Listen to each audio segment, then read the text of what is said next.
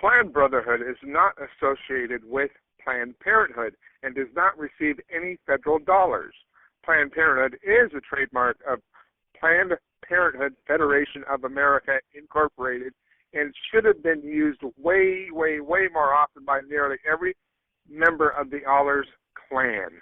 We should have been regular customers.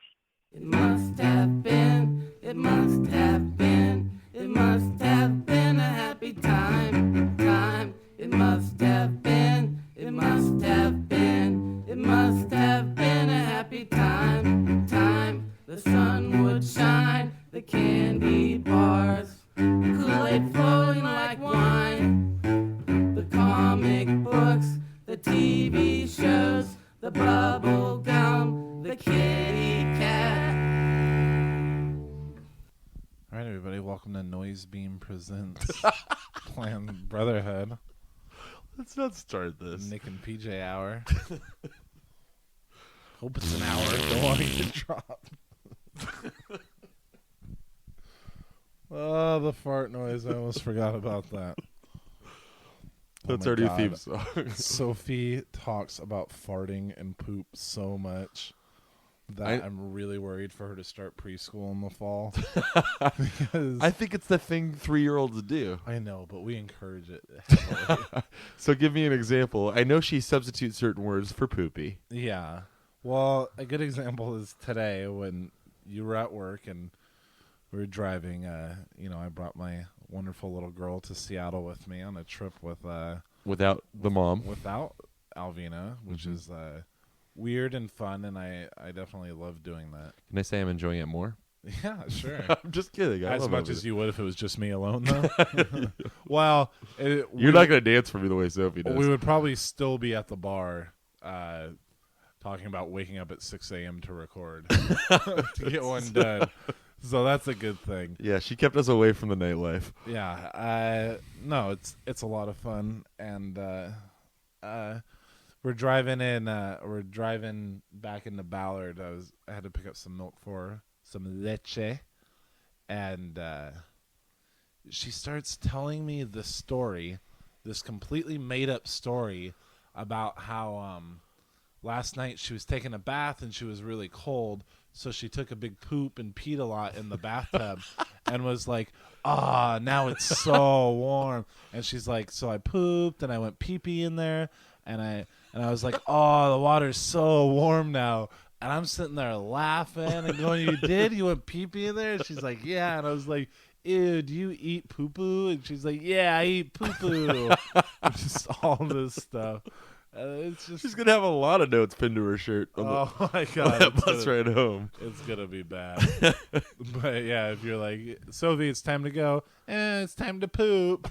That's always what she says. Timing is everything. She learned that early. Yeah, she was great at that. Not like this timing. Right now. It was so bad I didn't even recognize what was happening.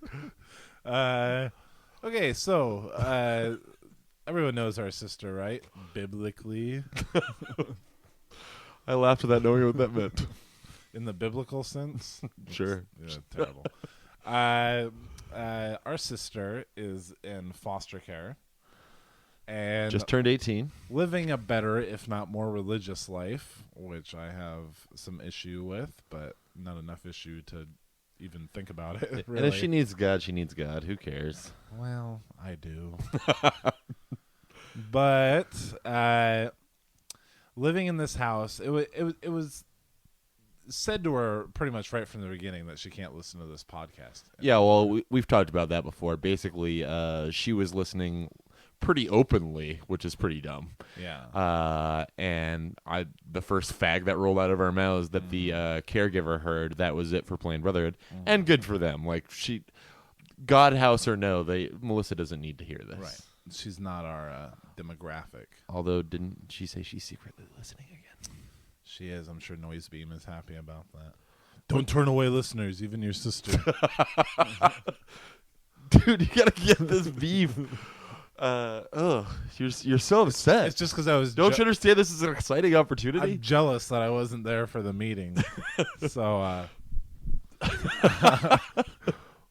So Melissa, it seems like she's prospering there, and you hear she's a lot of help with all the other Moes that live there. Wait, no, Mo doesn't mean what I think it means, does it? We No, it covered that doesn't. in an early episode.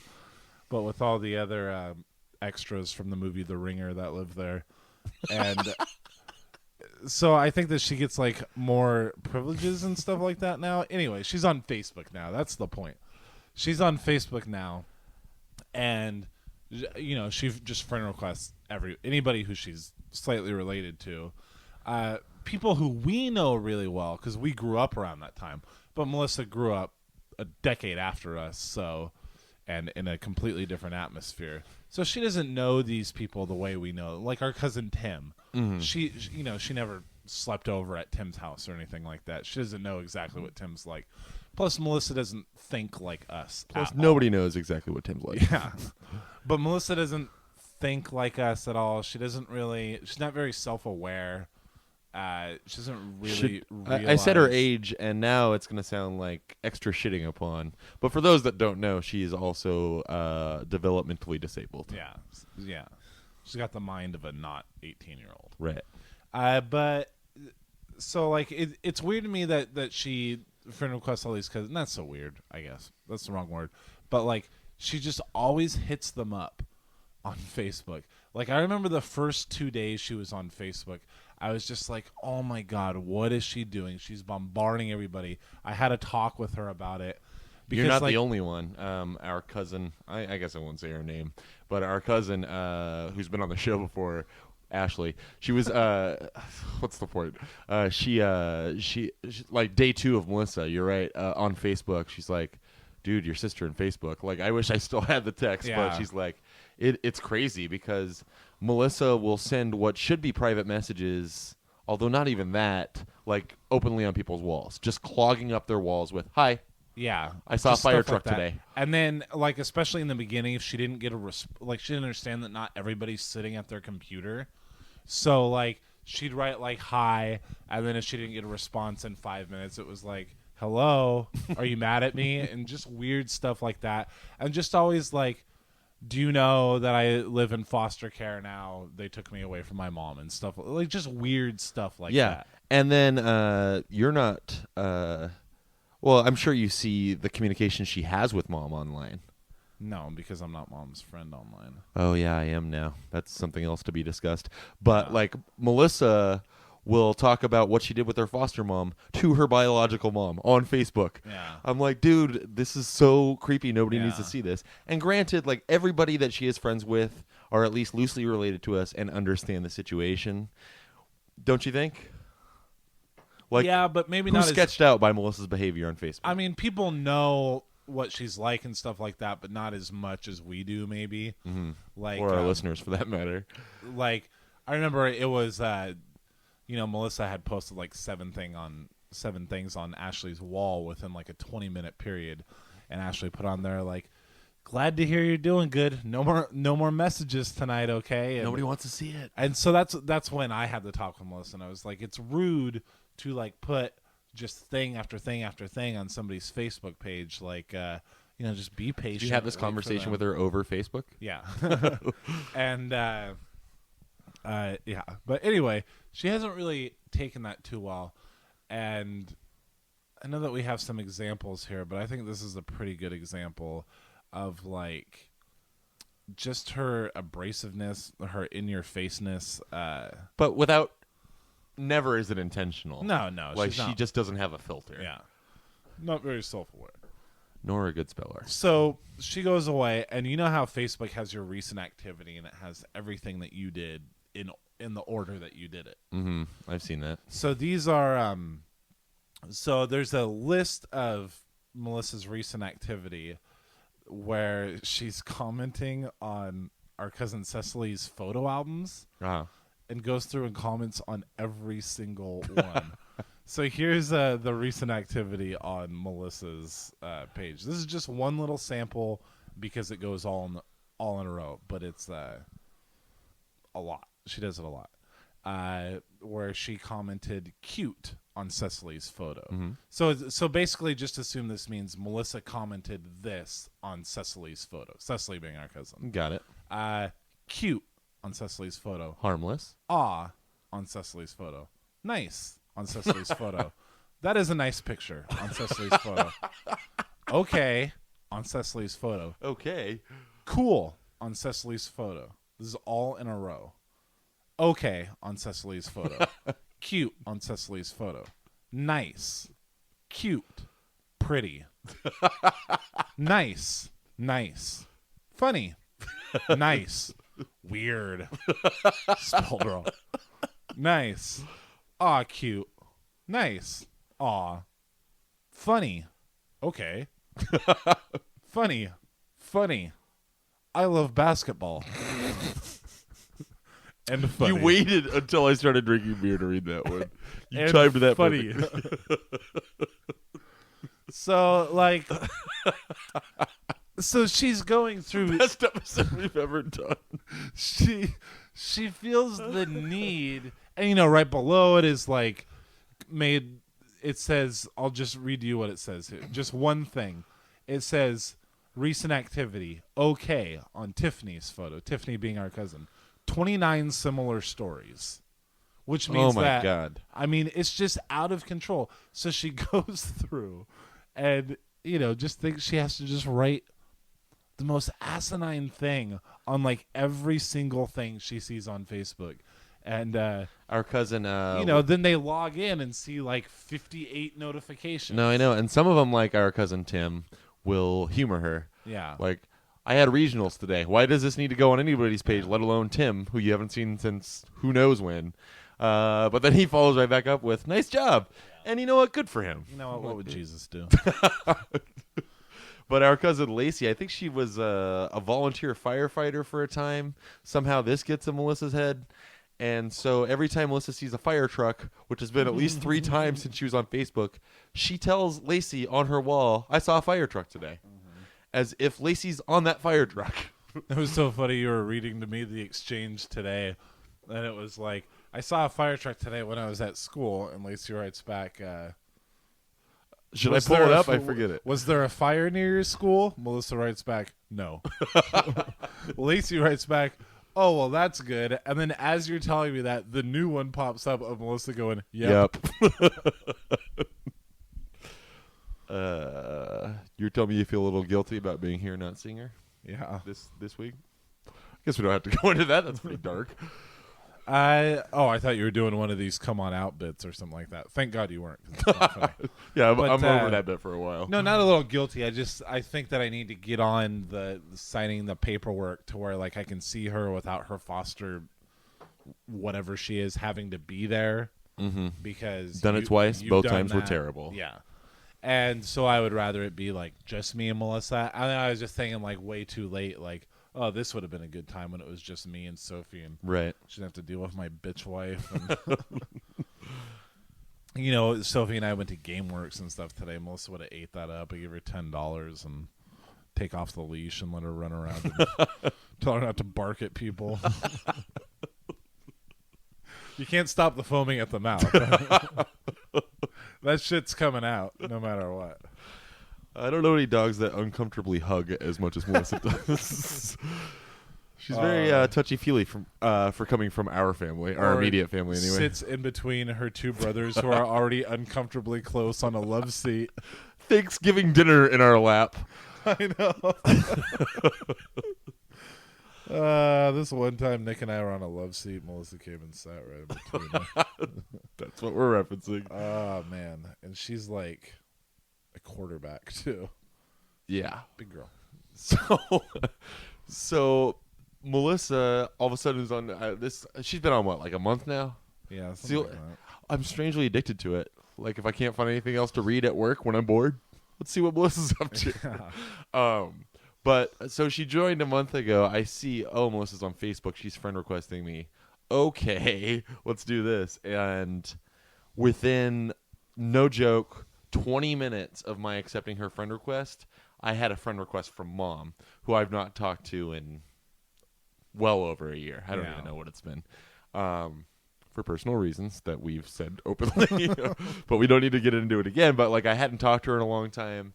And I accepted her because I don't think I've talked about it on the show before, but for the last couple months, I've been going back and forth because this is far from the first time. She just saw that I accepted Melissa, and that put it back in her head. But I've denied Mom's friend request probably like 6 or 7 times in the last year. And I've done it like 6 or 7 times since Melissa joined Facebook. Oh, yeah. So I accepted Mom's friend request, and instantly she's like sending me messages and IMing me. And I told her, like, finally I responded to her an IM of hers, and I was like, hey, because she's just like, hey, thanks for accepting me. Thank you so much. What are you up to? And so she IMs me, and she says, hey. And I said, hey, Mom, I'm at work right now, which was true, so I can't really talk. I want you to know that I accepted your friend request so that you could basically vicariously see pictures of Sophia, which she's always dying for. Yeah. Because of your relationship with her, like she doesn't have access to her or pictures of her. And you're privatized on Facebook, yeah? Thanks to Jeffrey Jones, yeah. Oh, yeah. Because that's the thing is she's still, I don't know if she's smart enough to do it, but she still could have been. And, you know, and I'm not such a bad guy. That was one of the reasons why I left my thing wide open. I was like, well, she can see pictures of Sophie. Right. And so instantly that's one of the things she says is like, hey, can you get together some pictures of Sophia for me? So I did. I just put a bunch of them in an email and sent them to her. And now that's her thing. Like, and I haven't talked to her since that. Oh, I basically broke it down and said, I did this for you so that you could, you know, keep in touch with the family, but I'm not really in any mood to try and talk to you or meet anytime soon, is how I said it. Is she pushing that, like getting together? No, I didn't give her an opportunity. Like, this is the first time I replied to her billion highs. Yeah.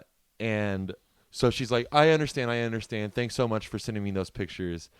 And then this is just typical mom. Like, she's like, so what are you doing now for work? Because, you know, she has no idea. And so I explained to her what I do and what the company is. And she instantly moved on to something about her and, you know, how it wasn't her fault or she wasn't in the right head. And I was like, oh, how did it get to this? You were just asking me. So it's infuriating and not funny. I don't know why I got into that. I've never done anything but love you boys. Equally. So, yeah, that's Facebook.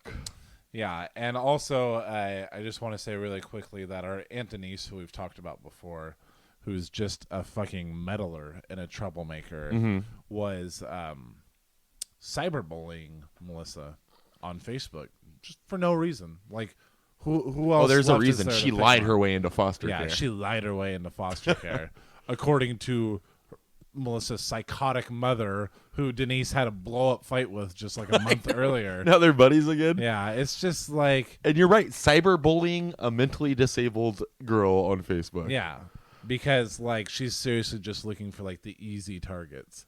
Just It's going to end with a gunshot, and I hope Melissa's behind the gun.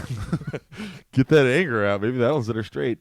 Yeah, like... yeah, She wouldn't go to prison.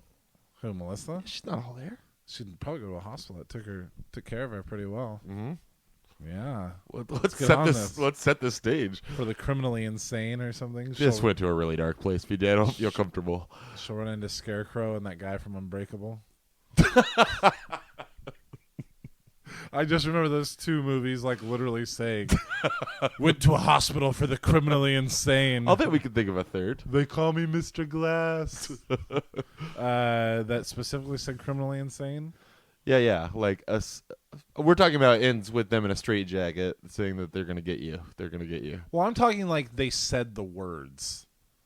Oh, like insane those comic book words, like, went to a hospital for the criminally insane, which you used to just see in, like, Batman Beyond cartoons. Yeah, this did go to a darkish place. Yeah, and we can't seem to dig ourselves out of it. No. I have a bit. Okay, let's do it. Was this your idea? I feel like originally, because this is an idea that was planted either by me or you several months ago. Yeah, I think it was always your idea. All right. Well, I hope it goes well then. Okay. And the only name I My came up bits with, have been a huge success, by the way. Playboy Advisory. episode 1, Playboy Advisory. And, let's bring that back. Unbridled Acts of Kindness. Mm-hmm. Yes, P-Day, you're very funny. Look forward to them, buddy. Jesus Christ, I hate you. All right. So the name of this bit, this will show you how well it's going to go, is fake IMDb. It's literally the best I could come up with. But I guess it was my idea several months ago that we should do something. First, I wanted to see how easy it was. Because Have you noticed how much I stalled actually doing it? Go ahead. What do you, huh? Like for a year almost, I stalled actually doing this. But go ahead, read them. I'm gonna need I'm gonna need a cigarette break before every one that I read. So on IMDb, like if you look up a movie, they have it used to be called Truly Trivia, and you could click on it, and it's like, did you know this fact about the movie? And depending on the popularity of the movie, there's sometimes a lot of them. Yeah. And so I was reading these things as fact for probably 2 years. And then, like, some would be, like, obviously wrong. Like, they didn't even take the time. The managers of IMDb who claim when you submit this, I learned that they fact-check everything. They don't even spell-check anything. Like, it just is up there after a few days of their supposed screening process. And so after I got burned one too many times thinking that... Adam Baldwin was Alec Baldwin's brother. Right? Prove it. I want to see documents. So I thought it would be a funny idea to see if I could get one completely absurd submitted and put up there for people to see as fact. And so I set up an account. I encourage our listeners to do the same, only if this bit goes well, and share them with us, because it's really easy to do.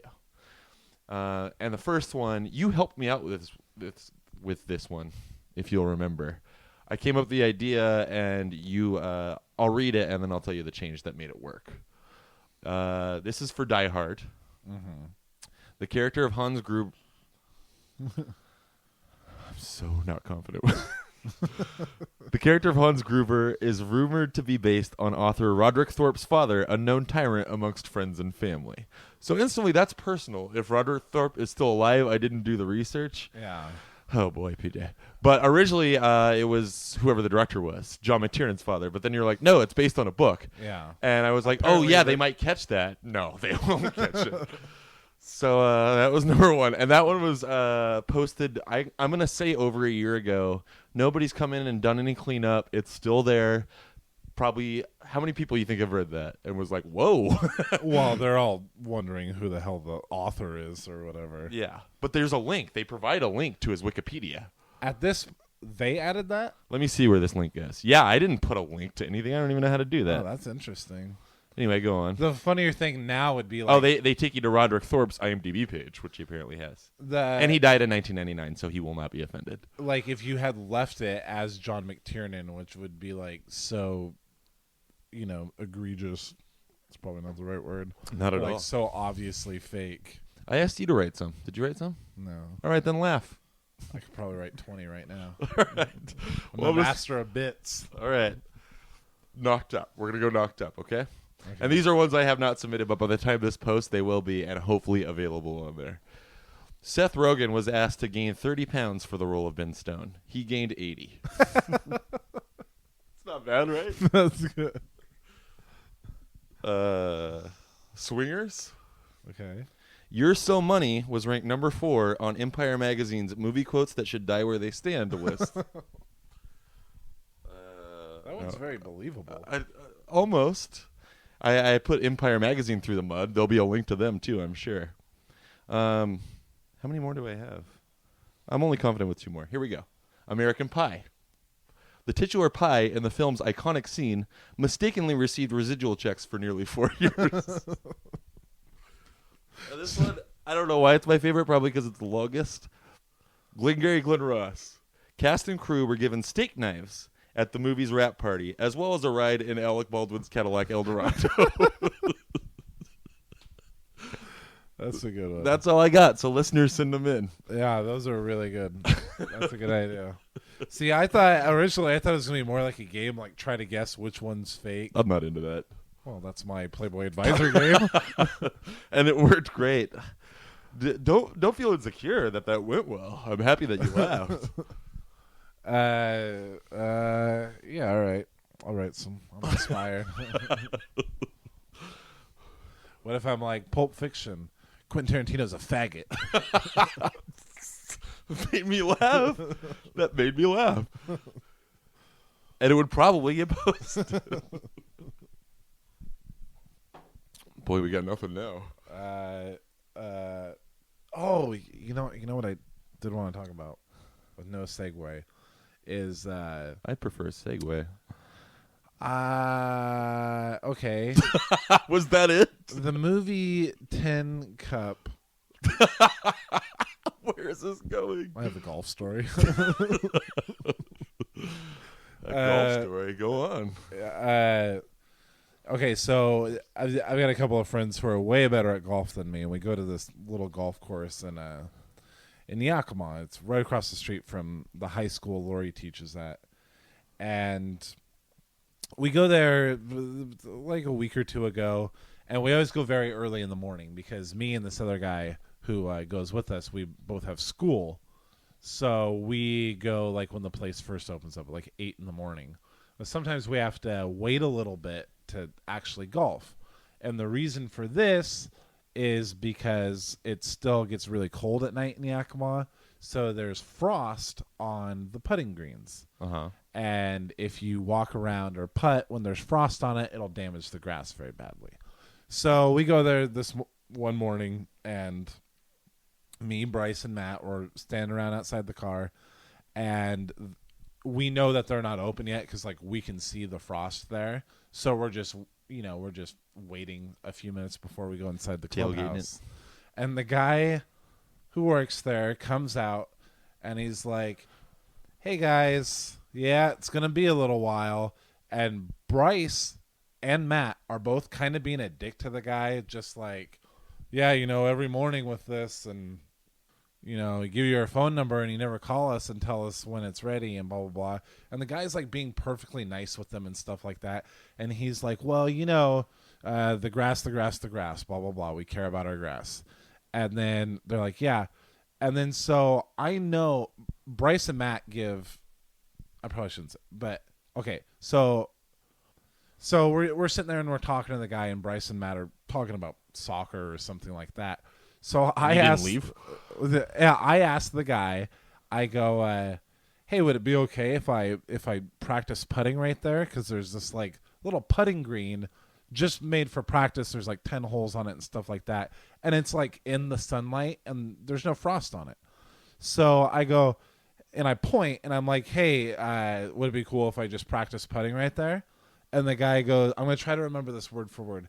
The guy goes, "Is that a putting green?"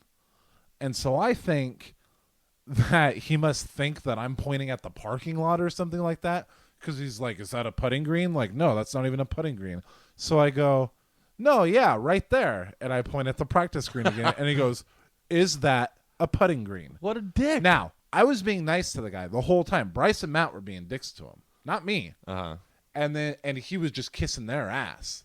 But like something about me, like even golfers, like there's so many arrogant fucking golfers in Yakima. You must not have like been wearing your jocks. glasses either. Dude, I was wearing my glasses. I was wearing a collared shirt and my old man golfing hat. All right. Like I was ready to be a gentleman on the links. And he goes, "Is that a putting green?" And I'm like, "Huh, what?" Like I'm still not getting it. Oh, and PJ. Bryce like sort of hits me in the shoulder, and he's like, "No," he's saying no. And I go, "Oh, okay." And then I get it, and I go, "Oh, okay, I get it. The frost." And he's like, he goes, "Do you have $20,000?" And then I was like, "No." And he's like, "That's what it would cost you for a round of putting right there." And I go, "Well, I can't afford that." And he's like, "Well, if you step on the grass, it's going to cost $20,000 to repair it." And I go, "Okay, I won't." And he goes, "We're not a goat farm." Like at any point, this guy could walk away. He goes, "We're not a goat farm. We care about our grass." And I go, "So it's a no?" And he's like, "Let me put it this way. Let's say your friend here got a brand new paint job on this nice Nissan, and you ask him if you can stand up Shouldn't this guy be working? and do a dance." No, the greens are closed. Right. It's got nothing to do. And he's like, so you ask him if you can get up and do a dance on the hood of the car." And so Bryce looks over, and you've seen Bryce, 6'5", big boy Yeah. voice, and he goes, a no will suffice. And I'm like, why is this guy like punking me out like this? Like, what the fuck? I didn't do anything to him. I'm just a nerd, and that's all he cares about. Because, like I say, he's one of these like fat guys with a rosy cheeks and spiked hair and just bullshit. So, What is it? Brief side note. I just thought about this the other day. What is it with fat people and the red cheeks? The rosy cheeks? know. Where does that come from? baby face, I don't know. I think it's just people that were always chubby, like naturally have a baby face, and that's where the rosy cheeks come in. All right. Or they're winded just standing there. So anyway, so he walks away. We talk about that. I'm terribly embarrassed in front of my friends. Like, I'm really upset. Well, not really upset, but it really pissed me off. Yeah. Okay. Yeah. And I was embarrassed. I was embarrassed in front of my friends that I let this guy talk to me like that. Like, I was being pithy back to him, like, oh, so no? Yeah. But, it was Bryce who had to shut him down. And I'm also the worst golfer out of the three of us. So, like, I wanted to save face somewhere along the way. So, Shouldn't golf angry, I would assume, right? so no, that's 100% true, actually. I want to quit saying So they keep talking or whatever like that. And I'm like, Whatever like that. oh, shit. I think that was last episode, but And I'm like, I'm going to go smoke a cigarette. And I'm like, no, fuck that. I'm going to go in the clubhouse. I'm going to make this guy be nice to me. It's a very small clubhouse, a very small golf course. I know there's a coffee pot and a little table and the counter, and that's it. So a couple snack machines here and there. And some golf balls on the table, $1.25. And whatever. Golf pencil scorecards, I've got a visual. yeah. Ball markers. Quit it. Okay. I got it. I can't even get a giggle out of you. Okay, so I go in there and I'm like, I'm gonna make this guy be nice to me. So I go strutting in there, and he just kind of looks at me. And I think at this point, like after Bryce shut him down, like he realized he was being a dick. Like I don't know if he thought that like these two guys. He must have thought that I was like the flunky of the group or something like that. I don't know. I really can't understand why the guy talked to me like that. But so I go in there and he kind of looks at me, and I go over there to get a cup of coffee, and I was like, hope the coffee's good. Like, I'm just like, I'm going to make him be nice to me. Like, I just like had a whole new personality thing. Like, I'm not going to be embarrassed in front of this guy or whatever like that until I 100% cannot figure out how to pour the coffee out of this pot. And he's like, you got to turn the thing a little to open up the spout. And like, I pop the whole top off, and then like, finally, I pour the coffee like that, and I get a little on things, and like I had smoked a bowl before I went out, and I never smoke, especially that early in the morning. So like I was very loopy and just off, and my hands were kind of shaky when I was doing that. And finally, I get it all back on there, and I just go sit down, and he's like, "Oh, so are you guys in school?" Or he goes, "Are you guys students?" And I go, "Well, we're all students, but we know each other from work, we work here, we're waiters." And he's like, oh yeah. And I go, yeah, but we do go to school. And he's like, yep. YVC, which is local community college. I go, yeah. And he goes, yeah, I dropped out of there, focus on my golf. And I go, oh, good move. Because he's like obviously like 45 and working the shit shift in the pro shop. It's like, oh, good move. And then he was just talking about how useless school is and stuff like that. And then he starts talking about 2012, how the world's going to end in 2012. Nuh-uh. And he's one of these guys that's saying it with no irony or anything like that. Like, he's deadly serious. And now, I've met people before who at least claim to think that the world's going to end in 2010. It's kind of 2012. It's kind of my theory about how people say they're afraid of clowns, but they're not really. They just say it for whatever reason. And that's the 2012 thing. Like, it's hard for me to believe that anyone really thinks that. And doesn't have a bomb shelter? Right. And who's not, like, already moving to South America, or at least have plans to. I don't know what that would do, but it would at least have a vacation. South America, you're in the clear. Yeah. At least see the sights a little. But, so, really, you're just going to keep working at Pizza Hut until that does happen? Like, you don't actually believe that. But this guy believes it. and he's talking about his plans. And he doesn't have your normal plans for like when 2012 happens. You know how What is your normal plan? You know, well, okay, so like you watch a disaster movie, or let's say So he's assuming imminent death, like there's no way of surviving, or he's no, gonna no, that there will be survivors. Oh, okay, there will okay. be survivors. So imagine a post-apocalyptic movie, Book of Eli, 28 days. 28 days later, the show Walking Dead, even though that's I got one. A lot of those are zombies. What? The Road, huh? Nailed it. The Road, exactly. So in every one of those movies, there's what the hero does to survive, you know? So people's plan could be like, oh, if I was living in that, I would travel these roads and go here and blah, blah, blah, blah, blah. But also in those movies, there's always the one sort of evil guy that's running his own little population of people and stuff like that. Randall Flagg. Yeah, but Randall Flagg was supernatural. But like Gary Oldman in Book of Eli. Oh, I see what you're saying. Yeah. Yeah, that guy from whatever the fuck in 28 Days. Gone in 60 Seconds. That's what I was thinking of. He was in that. Never mind. So that's basically this guy's plan. So he's going to hole up right there inside the clubhouse because the walls are going to protect him. Mm-hmm. And got lots of snacks. There's a basement. He's going to, at the first of the year, he's going to start trucking in water downstairs. He's just going to have it just full of water, canned foods, everything like that. He doesn't think we'll get hit by radiation too badly.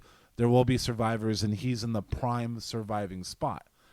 And being in the valley, as we are, of whatever those mountains are, people will naturally be coming through there to be moving on to their next destination in this post-apocalyptic world.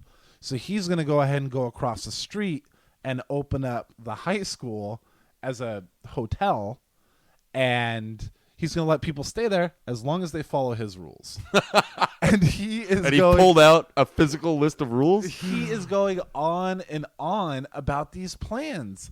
And it's just like, if it did happen, though, thank God that guy's around. I don't want to follow that guy's rules. You know what I mean? He's already like talking about like some people just naturally turn evil, like when the situation arises. But this guy's like straight planning on it. I'm like, I can't believe I let this guy like punk me out there. And but you know, he's got a lot of things on his mind, obviously. But the funniest thing I said to him, which he didn't even get as an insult, and then I was satisfied for the rest of the day, was when he was talking about getting all that water and stuff down there, and I go, plus you probably got a lot of supplies left over from the Y2K scare, right? And he's like, oh, damn right. That guy married? That guy's not married. No ring on the finger, I don't think. I like that you checked. Chubby little things. I always look for that. Isn't that weird? I never look for that. I always Isn't look that for weird? ring on the Not that finger. I'm ever hitting on girls, but if I did, it would never occur to me. I would never even think about it. Oh, well, I do it equally for guys and girls. Like I like for guys' weddings. Yeah, you like it both ways. I just find it interesting if someone's married, especially since I only meet people at the bar, and I'm like, ooh, someone would marry you. I see their true colors. Just like your true colors with that burp. I always think everywhere I go that people are just assuming that I am a divorced dad. You know what I mean? You mean when you're somewhere with your daughter and not your wife? Yeah. Yeah, I think that's what everybody, especially like today. Because you're white also. Yeah, there's... No, I don't know what that has to do with anything. That's more of a kidnapping scenario. Yeah. But like I was at GameWorks today. Like I'm just like walking around with Sophie going, what game do you want to play now? Okay, what game do you want to play now? Okay, what game do you want to play now? And it looks like I'm just killing my 4 hours on a Monday. You know what I mean? Yeah, or yeah. whatever, Wednesday, whatever today is. And, you know, like I let her get away with murder, so that probably buys into it too. And that they're probably like, oh, he's a good dad for spending time with his daughter, but at the same time, he's a bad dad because look at him. He's just like, you know, just like walking around looking terribly bored playing video games. And, yeah, I assume that about, I think it started at High's Grocery, where I would go every single day in Yakima when I lived right there. Uh-huh. And those ladies really got to know me. And I didn't realize High's Grocery is not to indicate that it's a Safeway type store. This No. is more of a corner store. Right, a corner store in a bad part of town. Mm-hmm. But the ladies really got to know me there, and I would usually go in there like after Sophie went to daycare and I was getting ready to go to work, and I'd go buy a 6-pack or something. Sure. And so occasionally I would bring Sophie in there, and only later did I realize like what these words maybe could have meant. I don't know if they did or not, but they would be like, "Oh, you got your daughter today, huh?" And I'd be like, "Yep." And they'd be like, I sure do. "And where's her mom at?" And I'd be like, "Oh, she's at work," or "Oh, she's having a night out with her friends," and stuff like that. And I'm thinking like, wait a minute, like they think that I just like have the most random days with my daughter, and when I do finally get that precious time with my daughter, I'm there buying a bunch of beers and her a pinwheel. So that's where like everywhere I go, like I really like just want to have an arrow pointing at my wedding ring, like, guys, I'm married, because Alvina, Sophie, and I are never anywhere together. She's either just with Alvina, which I think is more normal for like a married woman to be with her kid out and about every single place that her husband's not. And she's Mexican. Yeah. Still, not much to do with it. But like when just not a lot of dads spend a lot of alone time, especially with their little daughters, I don't think. And you do work weird hours, so Yeah. like you being home during the day with her, like people don't know how to read that. Yeah. Or out and about with her during the day. Yeah. Yeah, and everywhere we go, like, it honestly is just killing time, like, before Alvina gets off of work, or today before we went to pick you up. So, like, I'm just, like, walking around looking at the clock on my cell phone the whole time. But I hope I'm never a divorced dad. If I get divorced, I'm just leaving all of them What do you mean, high and dry? high and dry. That's the way to do it, though. Not honorable. Oh, man, I never set you up so much more in my life. There's going to be some editing in this episode. Probably. At least this is the one that's going out tomorrow. Wasn't it? It was like 2 weeks ago when you were here with Alvina and Yeah. Sophia. I don't know why this is funny to me, but I've quoted it to at least 3 people, and they did not laugh. Let's see how you react. Because it's a story about you and your fucking weird insecurity the second you got through the door. You guys literally knocked on the door. You just got into town, coming to my house. I opened the door. You guys come in, and Alvina, the first thing she says to me after hello is that she liked my pants, which was nice of her to say. And then instantly you go, "Hey, I have those pants too." No. I remember this, and it was more like, I don't know why it makes me laugh. I think I said something more like, "You do know that I have those pants too, right?" Because I honestly did. She was like, "Ooh, nice pants." And I'm thinking, those are identical to a pair of pants I have. So it's just weird to me that she didn't say that. Like, "Oh, PJ has those pants," or something like that. But she goes, "Ooh, nice pants." And that to me, maybe this is insecurity. She's like, "Wish PJ had some like that." And I'm like, are you making a not to mention, not only do I have those pants, but it's the pants I wear most often out of anything. Really? Yeah, I wore a big hole in the crotch and sewed it up just so I could get a couple more months out of those pants.